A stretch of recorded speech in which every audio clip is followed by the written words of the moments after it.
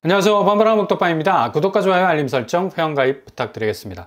정말 환율 리스크가 크긴 큽니다. 당장 위험지표가 오늘 떴죠.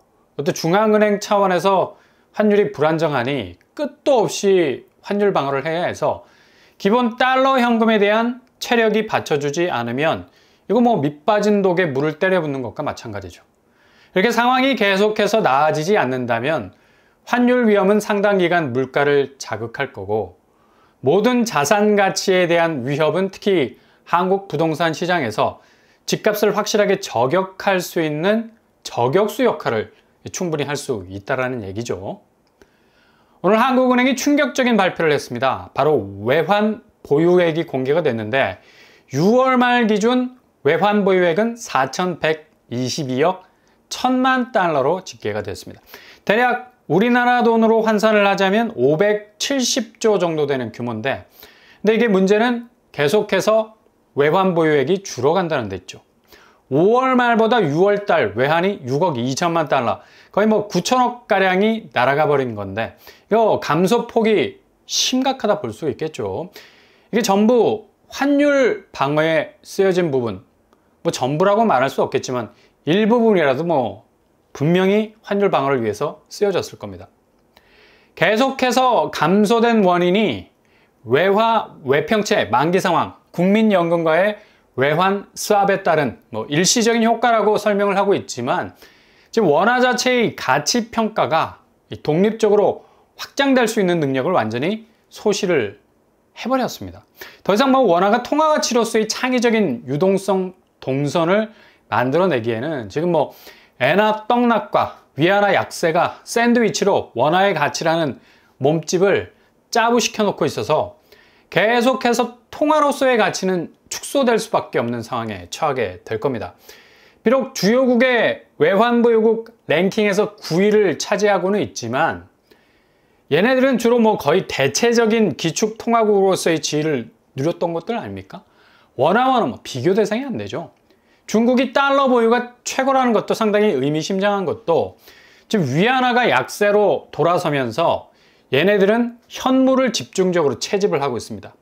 금으로 무장하고 있고, 미국 국채에서 중국 보유분을 빼서 내다 팔고 이걸 달러로 채워놓고 있다는 건데, 향후 경제 상황에 대해서 기민하게 대비를 하고 있다는 거고, 일본 역시도 엔화가 161엔까지 처지는 역대 최저의 엔저 현상 보이면서 엔화 가치의 소실은 거의 초스피드로 진행이 되고 있는 건데, 그래서 외환 보유액 자체 내구성이 이런 나라들은 아주 단단한 나라들이고, 이외에 이번에 기준금리를 유럽에서 제일 먼저 단행할 정도로 유동성 확보가 달러의 등살을 충분히 견딜 수 있을 만큼 강대강 환율 싸움에서 단지 달러를 팔아서 환율을 유지시키지 않아도 될 스위스 역시 외환 보유액이 탑3 안에 들어가고, 인도, 러시아, 대만, 사우디 등등등 기본 외환이 그냥 자신들의 자원이나 경제력으로도 충분히 돌게 할 수 있는 외환 혈행의 흐름이 오메가3 딱히 먹지 않아도 팽팽 돌아가는 나라들인데, 한국은 지금 원화 자체가 사면초가에 몰려있는 건 분명하죠. 그냥 하염없이 떨어지는 엔화, 위안화, 유로화에서 갈 길을 잃어버리고 있는 상황이고, 동조화도 세상 이런 동조화도 없을 정도로 프록시 통화, 그러니까 위안화의 대체 통화국으로 인식이 될 정도로 통화 가치가 거의 그림자 같은 궤적을 가지고 있기 때문에 약화와 하락, 그리고 떡락 궤적을 그대로 답습하고 있는 통화라서 이게 가장 큰 리스크로 작용하게 될 거란 얘기죠. 그러니 오늘 한국은행에서 발표한 외환 보유액 감소는 아주 포인트가 있는 소식이 될 수가 있다는 얘기입니다. 표면적인 외환 보유액 감소가 한은이 설명한 자료대로라면야 시간적인 텀으로 인한 외환 추이의 변화라고 할 수가 있겠지만, 방금 말씀드린 원화 자체의 가치를 회복할 만한 그런 해법이 별로 없어서 보유한 외환 팔아야 하는 입장이라 국민연금과 스왑 체결을 한 것도 지금 그만큼 자금을 동원해야 하는 부담을 국민연금 통해서 해소를 하는 건데, 상당히 쎄한 느낌마저도 드는 상황이라 말할 수가 있겠죠. 당장 오늘 환율 상황만 봐도 지금 열심히 방어를 하고 있는 와중에도 1391원, 거의 1400원을 넘어가게 될 것으로 보이고요. 앞으로 하반기 내내 환율은 잡힐 기미를 보이지 않을 겁니다. 왜냐? 일단 엔화와 위안화 답이 없죠. 얘네들도 지금 뭐 달러 확보에 비상에 걸려서 지금 오늘 한국은행이 발표한 외환 보유고를 보더라도 뭐 1위, 2위 차지하고 있는 나라들 아닙니까? 달러 강세는 이번 하반기 미국 대선 11월에 치러지는데 트럼프에게 유리하게 돌아가면 답이 없어요. 재정 확대가 기본 정책의 뼈대이기 때문에 지금 최고점에 와 있는 달러 강세를 최대한 이용해서 드라이브를 걸려 할 것입니다. 달러가 그냥 막연히 다른 통화 가치 중에서 인지도 면에서 탑을 찍고 있는 게 아니라 지금 미국 증시 시총은 거의 천장을 뚫고 안드로메다 가고 있는 와중에 있는데 오늘 다우와 나스닥을 봐도 이제 뭐 거의 끝이 없는 자체 발전 가동기가 완전히 제대로 삐를 받아서 내달리고 있는 상황을 고스란히 보여주고 있죠. 이제 미국 증시는 미 연준의 기준금리 움직임과는 완전히 별동부대가 되어버린 지 오래입니다. 지속적인 오름세는 어떤 경제지표의 기후에도 끄떡하지 않는 증시 내구성 가지게 됐고 최근에 소비자 물가지수, 생산자 물가지수, 개인 소비지출, CPI, PPI, PCE 등등이 오름세이기는 하지만 시장 전망치를 하회하는 모습 보이면서 거의 날개를 단 거나 마찬가지로 직진 중에 있는데 특히 S&P 500 지수는 5,500선을 돌파해 버렸습니다. 이렇게 미국 증시가 날개를 달아버린 지는 이미 오래됐기 때문에 달러 강세는 이제 뭐 인지도 면에서 강세를 보이는 게 아니라 그냥 가치 실체 본연의 모습을 그대로 재현해내는 모습으로 성큼 전진을 하기 때문에 더욱더 다른 여타의 통화 가치는 세력을 잃어버릴 가능성 커진다는 얘기죠. 그래서 6월 외환 보유액 6억 2천 달러 감소 소식은 상당 부분 심각한 국면에 접어든 원화 가치의 위상에 균열이 가기 시작했다는 것을 단적으로 보여주는 부분이라 할 수 있겠습니다. 당연히 환율 방어에 뭐 이게 쓰여질 수밖에 없는 거고 원화는 우군이 없이는 그러니까 달러 지원 사격으로 달러를 태워야 원화의 온기가 보존이 되는 물 먹는 하마가 아니라 달러 먹는 하마가 되어버린 상태입니다. 하반기는 이 환율 방어에 총력전이 벌어지게 될 거고요. 당연히 중앙은행이 물가를 잡을 수 있는 기회는 갈수록 멀어지는 머나먼 정글이 될 거고 금리는 1mm도 움직일 수 없는 상황에 처하게 될 겁니다. 그러니 지금 집값이 움직이는 거 정말 단기적인 사이클링 그러니까 일시적으로 대출금이 만들어낸 간헐천인데 지금 이렇게 외환 보유고까지 말라가는 상황에서 원화로 움직여지는 국내 자산시장의 대표적인 부동산 집값이 온전히 보존될 리가 있겠습니까?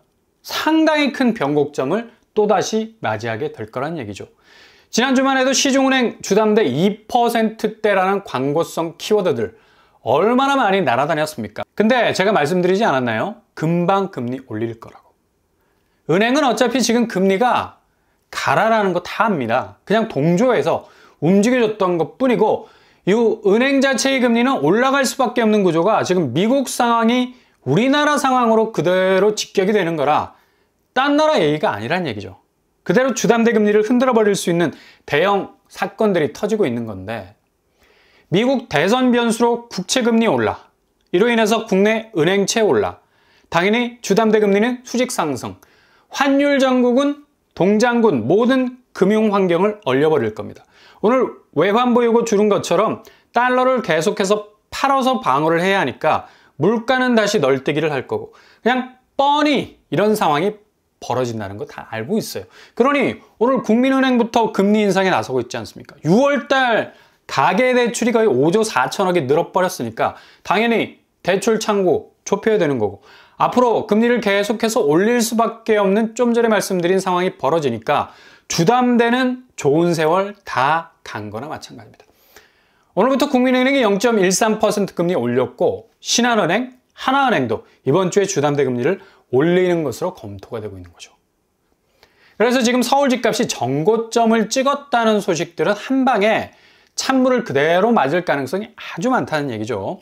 그냥 돌아가는 판사리만 딱 봐도 앞으로 서울 집값이 어떤 환경에 둘러싸일 것인가는 너무도 명확한 지표들이 대기줄에 쭉 서 있기 때문에 정말 1대1 맞다이로 마주대한다 해도 뭐 전혀 해결책이 없다라는 것이 더 큰 문제라는 얘기죠.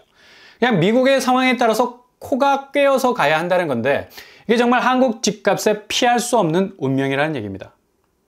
자산시장이 그냥 자체 통화가치에 기반해서 흘러갈 수 있는 시장이라면 지금의 정고점 회복이라는 말은 말 그대로 불장으로 갈 수 있는 브릿지가 될 수가 있습니다. 그러나 이건 미국 금융 상황에 콕 끼어서 가는 시장이 어떻게 독자적으로 금리를 움직일 수 있는 여지가 없기 때문에 그냥 그대로 묻어갈 수밖에 없는 시장이라는 얘기예요. 미국 금융 환경이 하반기에 드라마틱하게 변하게 될 거고 아주 완고하게 다른 통화 가치 체계를 붕괴시킬 만큼의 충격 충분히 줄 겁니다. 그러니 한국 자산시장의 집값이 지금 사방에서 호재가 계속해서 이어질 것으로 전망하고 있지만 정말 극도의 대외 환경 변수는 이례적이라고 말할 수 있을 만큼 엄청난 위기 앞에 놓여 있다는 얘기죠.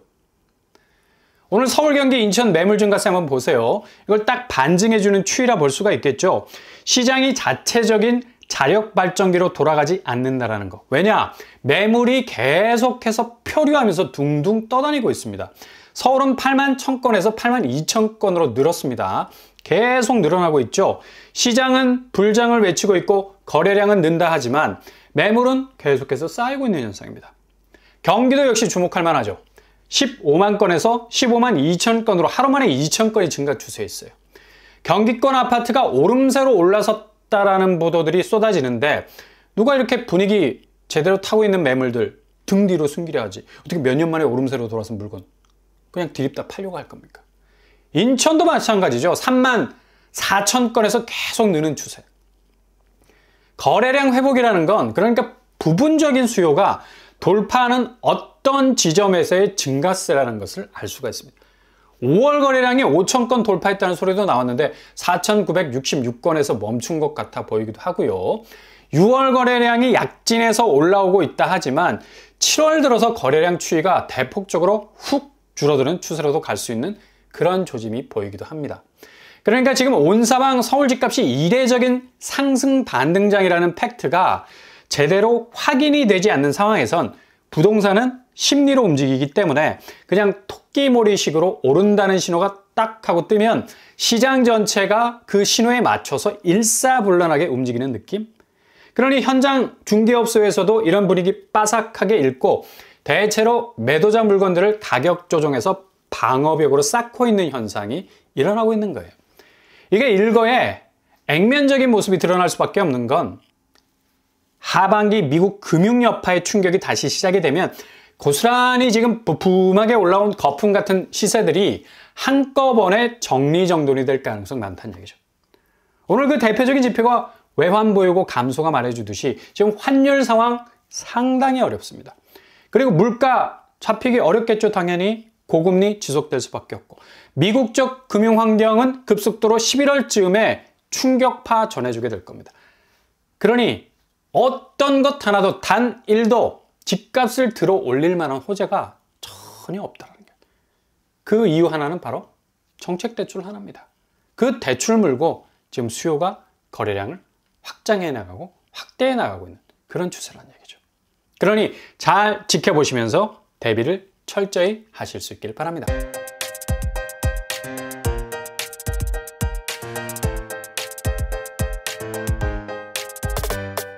오늘의 부동산 캐릭터처 오늘 한원이 발표한 지표 상당히 의미 있는 지표입니다. 앞으로 하반기에는 아주 타격을 심각하게 줄 수 있는 금융 지표들이 연쇄적으로 등장할 가능성이 높은 건 지금 미국 금융 변수가 너무 크기 때문에 이 변수가 아주 충격파를 주면서 한국 부동산에 작용하게 될 가능성 높다는 얘기죠. 지금까지 기다린 인내 결코 헛되지 않을 거니까 잘 지켜보시면서 골든타임 노리실 수 있길 바랍니다. 무주택자, 1주택자에게는 아주 좋은 기회가 올 것 같습니다. 오늘도 응원합니다. 항상 여러분의 길이 꽃길만 되실 수 있길 바랍니다. 이상으로 뻔뻔한 복덕방을 마치겠습니다. 구독과 좋아요 부탁드립니다. 감사합니다.